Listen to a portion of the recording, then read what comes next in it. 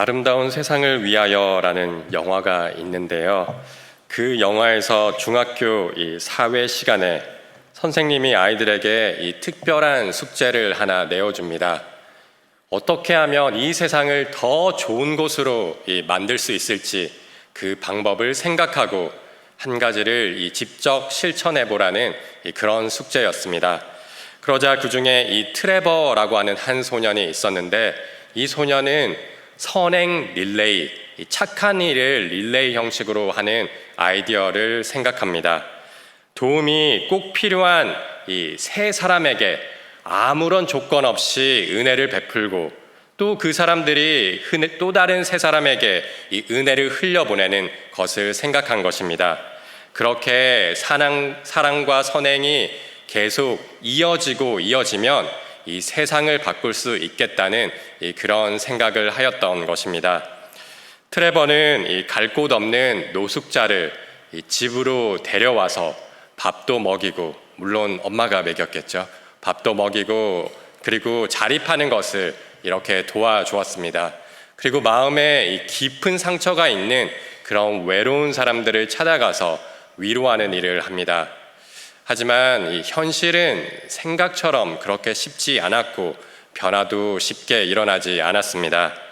노숙자는 다시 마약에 손을 대었고, 상처 입은 어른들과의 관계도 서먹서먹하고 삐걱대기 시작합니다. 그래서 트레버는 자신의 그 프로젝트가 완전히 실패했다고 생각하며 실망하게 됩니다. 그런데 이 트레버가 베풀었던 그 작은 사랑이 이 트레버가 알지 못하는 그 보이지 않는 곳에서 은혜의 강물이 되어 흘러가고 있었습니다.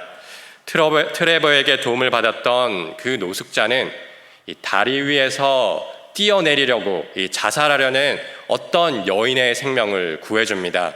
그리고 그 여인은 또 다른 사람들을 돕고, 그것이 꼬리에 꼬리를 무는 이 사랑의 릴레이로 이어지게 됩니다. 세상은 이것을 이 기적과 같은 우연이라고 말할지도 모르겠습니다. 그러나 성경은 이를 하나님의 보이지 않는 손, 이 섭리라고 표현합니다. 오늘 본문 또한 하나님의 은혜의 섭리를 분명하게 보여줍니다. 나오미는 가족을 잃고 처량하게 고향에 돌아와 며느리 룻과 함께 하루하루를 살아가고 있었지만, 그때에도 이 하나님의 은혜의 손이 그들의 삶을, 인생을, 가정을 굳게 붙들고 계셨습니다.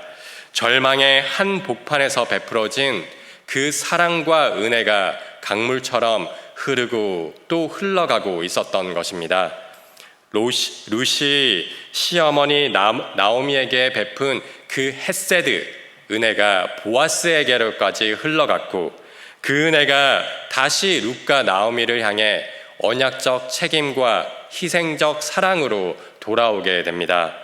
그리고 이스라엘 이 변방의 작은 마을 베들레헴에서 시작된 은혜가 흐르고 흘러 다윗과 예수 그리스도에까지 이어져서 하나님의 구원의 역사가 완성됩니다.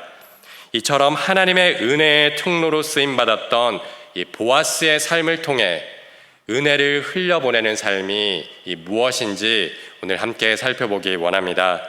첫 번째로 이 은혜를 경험한 사람은 약속을 따라 행동합니다. 비록 내가 손해를 본다 하더라도 그 약속을 붙들고 신실하게 살아갑니다. 타작 마당에서 룻과 이 보아스는 서로의 사랑을 확인하였고, 또 보아스는 룻의 요청을 따라서 나오미의 가정이 잃어버렸던 그 땅을 되찾아주고 또 룻과 결혼하겠다고 약속합니다. 3장 13절에서 여호와의 살아계심을 두고 맹세하며 이 기업 물을 자의 책임을 이행하겠다고 아주 확고히 약속합니다.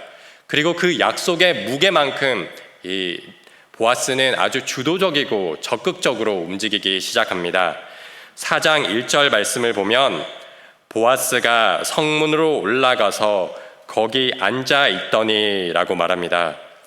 이 당시 이 이스라엘 백성들에게 성문은 단순한 출입구가 아니었습니다.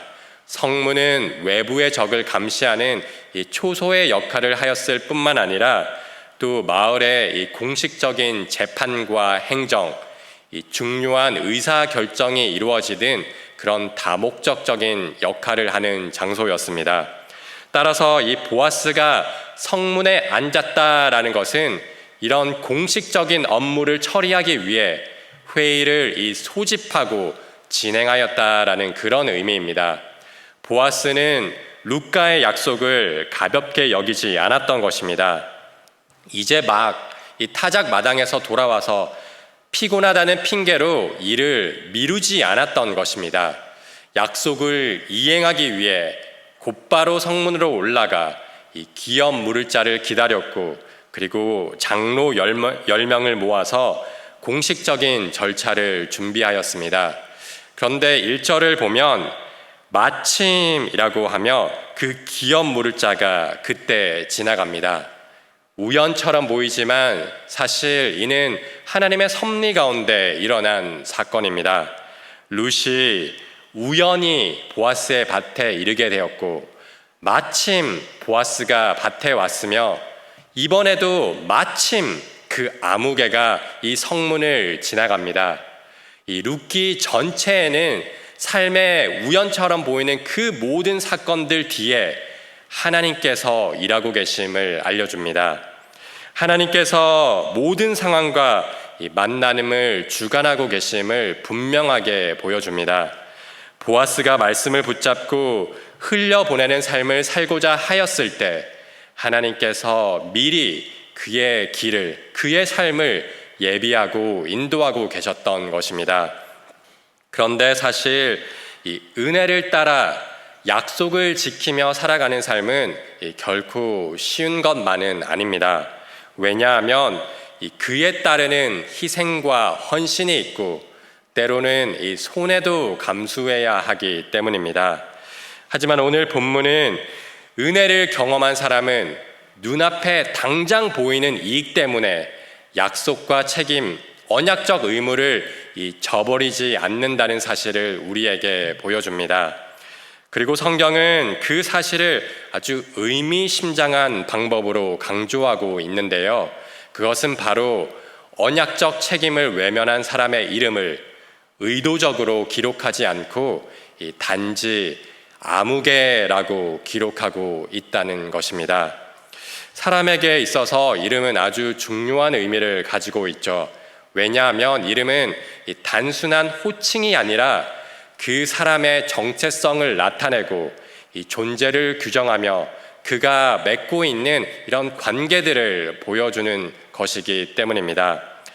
일제 강점기 말 이 일본이 창씨 계명을 강요했던 것도, 바벨론 포로로 끌려갔던 다니엘과 그의 세 친구들이 이름이 바벨론식으로 바꾸었던 것도 단순히 이름 몇 글자를 바꾸는 것이 아니었습니다. 조상 대대로 이어져 온 그 성과 이름을 버리게 함으로써 그들의 정체성과 뿌리를, 그리고 그들의 신앙을 흔들어 놓으려고 했던 것입니다. 성경에도 이 이름이 가지는 의미가 아주 무겁습니다. 하나님께서 세상을 창조하시며 빛이라라고 말씀하시며 이름을 부르시니 빛이 존재하게 됩니다. 또한 아담이 각종 생물을 부르는 것이 그의 이름이 되었습니다. 또 하나님께서 언약을 맺으실 때에 자신의 이름을 드러내셨는데요. 하나님께서 모세에게 스스로 있는 자, 곧 여호와로 이름을 알려주셨습니다. 그리고 언약 가운데 아브람을 아브라함으로, 야곱을 이스라엘로 그 이름을 바꾸어 주십니다. 주기도문 하나님 아버지를 부르며 시작하고 예수님 이름으로 마칩니다. 이처럼 이름은 단순한 호칭이 아니라 존재의 고유한 속성이 그 이름에 담겨 있고, 또 이름처럼 되기를 원하는 소망이 있으며 대상이 맺고 있는 이 관계를 우리에게 알려줍니다. 그런데 1절에서 보아스가 기업 물을 자를 만나서 그를 부를 때 아무개라고 부르고 있습니다. 실제로 이 보아스가 그렇게 부르지는 않았을 테고 성경이 의도적으로 이 사람의 이름을 밝히고 있지 않은 것입니다. 왜 그럴까요? 그 이유는 이 사람은 주목할 필요가 없는 그런 하찮은 사람이었기 때문입니다. 이 아무개는 자기의 유익을 위해서 기업 물을 자가 이 마땅히 행해야 할 그 언약적 책임과 의무를 저버린 그러한 인물이었기 때문입니다. 처음 보아스가 이 아무개에게 나오미의 밭을 사라고 했을 때 이 사람은 흔쾌히 내가 무르겠다고 4절에서 대답합니다. 대가 끊어진 나오미의 땅을 사두면 결국 그 땅이 이 고스란히 자신의 재산이 될 것이라고 아마 계산했던 것처럼 보입니다. 철저히 이기적인 입장에서 결정했던 것입니다. 그런데 보아스가 단지 이 땅을 사는 것을 넘어서서 모압 여인 룻과 결혼하여 그 가문의 대를 이어주어야 된다고 말하자 그의 태도가 180도로 변합니다. 6절에서 아무개는 내 기업에 손해가 있을까 하여 나를 위하여 무르지 못하겠다라고 대답합니다. 기업 물음의 관습에 따라 그 땅이 결국 이 자신의 것이 아니라 룻이 낳은 아들의 소유가 되었기 때문입니다. 자신은 이 책임만 감당하고 실제적인 유익은 얻지 못하고 오히려 경제적으로 손해를 보는 그런 상황에 놓였던 것입니다. 그래서 7절과 8절을 보면 이 아무개는 기업 물을 자의 의무와 권리를 포기하며 자신의 신발을 벗어서 보아스에게 주었는데요. 이는 매우 수치스러운 행동이었습니다. 신명기 25장 7절에서 10절을 보면 이 신발을 벗어주는 행동의 유래가 나옵니다. 죽은 형제의 아내를 맞이하여 그 가문을 이어주어야 하는 의무를 거부하는 남자는 성문 법정 장로들과 여인들 앞에 서야 했습니다. 그리고 그 자리에서 이 남자는 발에 신이 벗겨지고 얼굴에 침뱉음을 당하는 수치를 겪었으며 그 가문은 이스라엘 중에서 신 벗김을 받은 자의 집이라는 그런 불명예스러운 이름으로 불리게 되었습니다. 그런데 이 아무개는 자신의 재산을 손해보는 것이 싫어서 그런 모욕을 받아들이며 자신의 신발을 벗어서 보아스에게 주었던 것입니다. 마치 에서가 당장의 허기를 면하기 위해서 팥죽 한 그릇에 장자의 권한을 팔아버린 것처럼 이 아무개도 다윗의 증조 할아버지가 되고 메시아의 계보에 참여할 수 있는 그런 영광스러운 그런 자리를 스스로 걷어차 버렸던 것입니다. 눈앞의 이익을 위해 영원한 것을 포기한 어리석은 자의 모습입니다. 그런 인생은 하나님 앞에 기억될 가치가 없기에 이름이 기록되지 않고 이 아무개라고 불리고 있는 것입니다. 우리는 눈앞의 이익을 위해서 약속을 헌신짝처럼 버려서는 안 됩니다. 손해보기 싫어서 이 말씀을 저버리지 않아야 합니다. 물질 때문에 사람과 관계를 잃지 않아야 합니다. 비록 지금 당장은 손해보는 것 같아 보여도 하나님의 말씀을 굳게 붙잡고 그 은혜를 따라 살아갈 때 하나님 앞에 우리의 삶이 기억되고 또한 영원한 은혜를 누리는 그런 복된 삶이 되게 하실 것입니다. 두 번째로 은혜를 경험하고 은혜를 따르는 사람은 질서와 절차대로 정직하게 행동하여야 합니다. 보아스와 이 룻은 우리가 둘이 서로 사랑하기 때문에 다른 사람은 이 가족들은 상관없다는 식으로 행동하지 않았습니다. 사랑이라는 이름으로 자신들의 행동을 모두 정당화하며 절차와 이 질서들을 무시하지 않았습니다. 앞서 1절과 2절에서 본 것처럼 보아스는 이 자신보다 더 가까운 친족이 이 기업 물을 만한 이 상황을 알았고 그에게 모든 것을 설명합니다. 또한 장로들과 증인들을 소집하여서 질서 있게 절차대로 모든 일들을 하나하나 진행해 나갑니다. 그런데 보아스의 입장에서 볼 때 이 절차와 질서를 지키는 것은 이 복잡하고 번거로운 일이었습니다. 시간과 힘을 들여야 하고 또한 심지어 뜻한 대로 일이 되지 않을 수도 있는 그런 상황이었습니다. 실제로 4절에서도 이 아무개가 자신의 기업을 무르겠다고 말함으로써 보아스와 룻의 결혼이 물거품이 될 뻔한 처지에 놓이기도 하였습니다. 그럼에도 불구하고 이 보아스는 정해진 율법의 절차를 따랐습니다. 당사자들을 만나고 장로들을 증인으로 세우고 정직하게 하나하나 이 절차를 따라 진행합니다. 결과를 억지로 조작하지도 않았고 하나님의 공의로운 통치에 자신의 모든 결과를 맡겼던 것입니다. 목적을 이루기 위해서라면 이 과정은 어떻게 되든 상관없다고 생각하는 사람들이 늘어나고 있습니다. 특히 선하고 좋은 목적이라면 절차와 질서, 과정은 무시되고 생략되어도 좋다고 여기는 사람들이 늘어나고 있습니다. 좋은 결과를 위해서라면 이 수단과 방법을 가리지 않아도 되는 걸까요?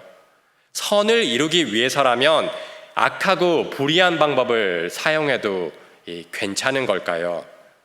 로마서 3장 8절은 선을 이루기 위해 악한 일을 행하지 말라고 말씀합니다.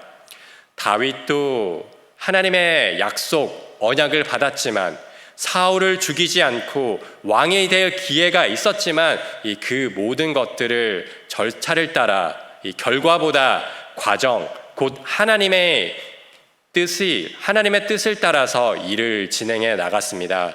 마찬가지로 이 보아스와 룻도 선한 목적을 이루기 위해서 과정을 무시하거나 불의를 행하지 않았습니다. 왜냐하면 그 모든 과정, 그들의 인생의 걸음걸음마다 보이지 않는 하나님의 손이 인도하고 계심을 알았기 때문입니다. 그 모든 이 과정이 비록 그들이 그 의미를 알지는 못하였지만 아픔의 시간도 기다림의 시간도 까다롭고 번거로운 모든 절차가 결코 이 무의미한 그리고 불필요한 시간이 아니었기 때문입니다. 왜냐하면 하나님은 조금의 실수나 오차도 없이 그 모든 시간들을 통해 과정을 통해 이들의 삶을 그리고 인격을 신앙을 빚어가고 계셨기 때문입니다. 따라서 우리는 이 사랑을 위해서 스스로의 유익을 위해 또는 선을 위하고 대의를 위한다는 목적으로 혹은 하나님의 영광을 위한다는 그런 명목으로 수단을 정당화하지 않아야 합니다. 목적이 아름답고 좋으면 그 과정도 수단도 아름다워야 합니다. 하나님은 룻과 보아스를 비롯한 많은 사람들을 통해 그리고 길고 긴 그 기다림의 시간을 통해 그리고 십자가라는 고난과 희생의 과정을 통해 우리의 구원을 이루어 가셨습니다. 하나님의 사랑이 아름다운 것은 그 자체가 아름답기도 하지만 그 사랑을 이루어가고 완성해 나가는 모든 과정이 아름답기 때문입니다. 지극히 높으신 하나님께서 이 낮고 낮은 이 땅에 사람이 되어 오셨고 우리를 죄에서 구원하기 위하여 하나밖에 없는 그 독생자 아들을 내어주셨습니다. 예수님은 죄로 죽었던 우리를 살리기 위하여 기꺼이 십자가를 지시며 자신의 생명을 내어주셨습니다. 어리석고 미련한 자를 통해 형벌과 수치의 십자가를 통해 그 언약을 통해 구원을 이루시는 그 모든 과정이 너무나도 놀랍고 아름답습니다.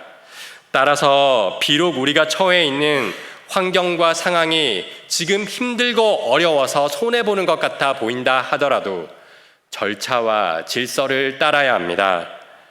우리가 그렇게 과정을 중요시하며 나아가면 하나님께서 역사해 주실 것입니다. 이 절차와 질서를 따라가는 이 삶의 의미를 조금 더 살펴보면 이는 정직하게 행하는 것을 또한 의미합니다. 보아스는 룻과 결혼하기 위해서 사실을 왜곡하거나 감추어서 상대방을 교묘하게 속이지 않았습니다. 사실 그대로의 상황을 너무나도 정직하게 알려줍니다. 하지만 정직하고 솔직하게 이야기하고 행동하는 것이 결코 어리석고 허술하게 대처하는 것을 의미하지는 않습니다. 그리고 절차대로 행동하는 것은 어떻게 되겠지 혹은 어떻게 그 모든 행동들이 이루어지겠지라고 생각하며 마냥 손을 놓고 있는 것도 아닙니다. 보아스가 사실대로 말하였을 때 아무개는 기업을 무르겠다고 대답하였습니다. 만약 보아스가 아무런 생각 없이 준비하지 않았다면 그 대답에 당황하면서 이게 아닌데? 그렇게 하세요라고 어쩌면 어이없게 반응했을 수도 있습니다. 하지만 5절 말씀을 보면 아무개가 무르겠다고 말하자마자 보아스는 바로 밭을 사서 돌려주어야 할 의무가 있을 뿐만 아니라 룻과 결혼하여 이 대를 이어주어야 할 책임이 있다고 대답합니다. 아마도 이런 상황조차도 예상하고 준비하였던 것 같습니다. 보아스는 일이 하나하나 진행되도록 적극적이고 주도적으로 행동하였을 뿐만 아니라 계획을 세우고 지혜롭게 준비하며 행동하였던 것입니다. 한번 해보았지만 역시 안 되네라고 하며 쉽게 포기하지 않았습니다. 약속의 말씀을 붙들고 하나님의 인도하심을 바라보며 지금 할 수 있는 일들을 정직하게, 지혜롭게, 적극적이고 주도적으로 행동하였습니다. 그렇게 이것이 바로 은혜를 경험하고 또 은혜를 따라 살아가는 사람의 모습이고 성도의 모습입니다. 성도인 우리가 이처럼 은혜를 흘려보내며 살 수 있는 이유는 우리가 바로 그런 은혜를 받았고 경험하였기 때문입니다. 보아스와 같이 손해를 감수할 수 있는 희생, 이 정직한 절차를 따르는 그런 사랑을 이미 경험하였기 때문입니다. 예수님께서 죄로 인하여 영적으로 파산하였던 우리의 참된 기업 물을 자가 되십니다. 하나님께서는 죄에서부터 우리를 구원하시겠다는 이 거룩한 목적을 이루시기 위하여 질서를 깨뜨리지 않으셨습니다. 우리를 사랑한다는 이유로 공의를 포기하지 않으셨습니다. 우리의 죄를 대속하기 위해 예수님께서 낮고 낮은 이 땅에 사람이 되어 오셨고 십자가에서 고통과 수치를 당하셨으며 죄의 값을 생명으로 물으셨습니다. 그런 십자가의 공의로운 사랑과 은혜를 우리가 경험하였기 때문에 우리는 눈앞에 작은 그런 이익 때문에 하나님의 나라의 백성의 책임을 저버리지 않고 신앙의 삶을, 믿음의 삶을 살아가게 됩니다. 우리의 신발을 벗어 던지는 그런 이름 없는 아무개의 삶이 아니라 하나님의 약속과 섭리를 신뢰하며 정직한 삶을 살아가게 되는 것입니다. 비록 지금 당장은 먼 길을 돌아가는 것처럼 보이고 손해보는 것처럼 느껴진다 하더라도 하나님의 약속의 말씀을 붙들고 믿음으로 살아가고 그 은혜를 따라 살아가시기를 원합니다. 그리하여 우리의 삶의 모든 걸음걸음들이 아름답고 놀라운 구원의 역사를 증거하는 이 복음의 발걸음이 되시기를 간절히 소망합니다.